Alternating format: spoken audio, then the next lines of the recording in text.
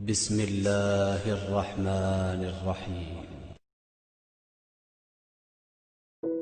जब रिश्ते सच्चे हों तो ज्यादा संभालने नहीं पड़ते, और जिन रिश्तों को संभालना पड़े वो सच्चे नहीं होते।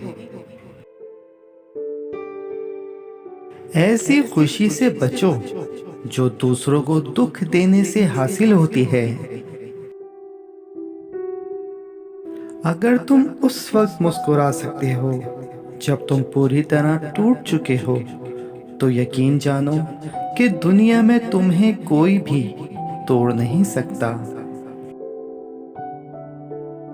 जिसे माँ बाप की बात की समझ नहीं आती, उसको ज़माना बहुत अच्छे से समझा देता है। दो चीज़ें इंसान की पहचान बनती हैं: उस वक्त किया गया सब्र जब उसके पास कुछ ना हो, और दूसरा उसका रवैया जब उसके पास सब कुछ हो।